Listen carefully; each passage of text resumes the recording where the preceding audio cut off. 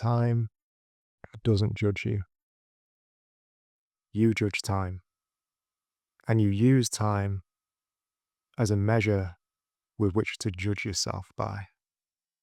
And when you cease to judge yourself through the measure of time, through what you're trying to create, through what you're trying to produce in this industrialized expression of creation, let that go and come back to the present moment. That's when you come into creational allyship with time. You end the war with time, and time becomes something that is more like a friend.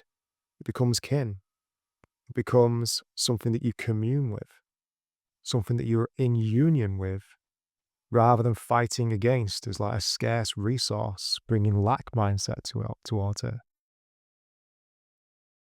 Time isn't money, right? We all know that phrase. Time is not money. That's one of the greatest weaponizations of time in our reality. Because as long as we associate time with money, we associate it with a finite construct. And we perpetuate and propagate our continued war with time as a scarce resource because money is so attached to survival. We all need money to live. Many of us live below the threshold of having a real great quality of life. A lot of us want more, right? So a lot of us are always striving and reaching. And for a lot of us, there's never enough. For a lot of us, it's up and down. Sometimes it's enough, sometimes it's not. And so as we say time is money, as we make that as an agreement with ourselves, what's that actually doing for the quality of our life? Right? What's it doing? I don't think it's doing anything good. And as I've moved through this piece, in truth, it's just surface now. Like I was just reflecting, going, oh yeah, as I moved through it, it's like, no, this is a real time surfacing. I've not made that connection before. And I'm not too proud to admit it. It's something for me to sit with as well. Because in this moment, I'm speaking as much to myself as I am to you. This is a co-creative expression. This is a co-creative presentation. For all of you who see this, know that I'm just as much a part of the audience as you are. Because I sit and I watch these videos and I receive myself and I ask myself these questions. That's the whole point of this channel. Anyways, I don't think it's looking those weeds for now. Time can either be the stick with which we beat ourselves, or it can be one of our greatest allies. Now, it's a choice. It's a very binary choice. And I intentionally present that as a binary choice because there can be, so much overcomplication in the journey sometimes. We're all reaching for this state of oneness. We all want to be whole. We all want to come back to unity. And through that, we move away from some of these binary polarity concepts. But sometimes having this choice or that choice is a really powerful way of framing which way it is we should go. And so we can either choose time as a stick we beat ourselves with mercilessly, or we can choose to approach time in a different way and say, hey, let's create together. Let's create. What do you want to create with me today? How can I support you? Right? Really flip the script. Start speaking to time. Start literally communing with time. Because time is also space, right? We hold time, we give time. We're holding space. Space is time, time is space. What is time and space? It is the universe. What is the universe? All of creation. What is all of creation? It's the divine. What is the divine? It's God. So time is part of the essence of God.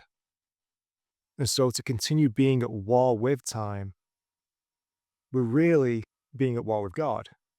And as long as we're at war with the divine, we can't come back home to ourselves. We can't have that homecoming. We can't have that soul coming in which we realize and remember the God spark within us.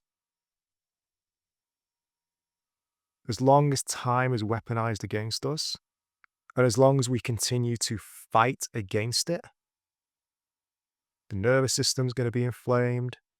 We're going to be in lack mindset. We're going to be in scarcity mindset. We're going to be in a place of deep resentment.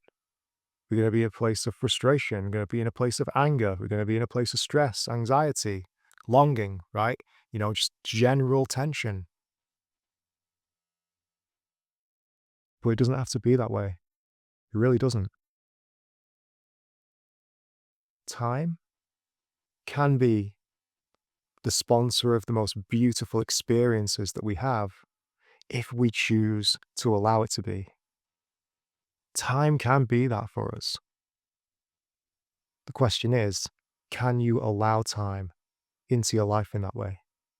Can you be in receivership of the essence of time? And can you gift yourself your own time?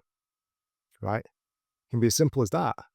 If you want some practical aligned actions, like, can you just sit and gift yourself your own time? Can you sit in receivership, in the nothingness, in the void, in a meditation, detached from any obligatory expression of, I need to go and do this at 3:30, I need to go do this at 4, blah, blah, blah, blah, blah. Can you get rid of all of that, block it all out, and just gift yourself your own time? At whatever time is convenient for you, because I get it, we have schedules, we have responsibilities. Realistically, find that enclave and then make it mean something. Could be meditation, could be something else, could be whatever you want it to be. Playing an instrument, writing, whatever. The doingness isn't so important. I'm just giving some examples of doingness just to differentiate the many different ways you can approach it.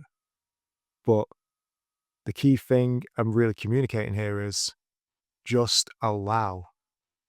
Just allow yourself to be in receivership of yourself, of your own time, of your own essence, of your own space, your own emanation that you create just by simply being. Allow all of that as an experience. And then maybe observe where you can't quite fully do that. What unconscious agreements are you making with time that will not allow you to go to that place? Because it's in those agreements that you find your own culture. And as you find the culture that you're living within, you find where there's some of those friction experiences which lead to war, the unrest within, the civil inner unrest that's created by all of these bullshitty conditions around time. Time is money. No, it's fucking not. Time is of our essence. Time is of my essence. Time is of your essence. Time is of the heart. Time is of being. Time is of knowing. Time is of loving. Time is of giving and receiving. That's what time is, in the most neutral and beautiful of expressions. What's the core of your time?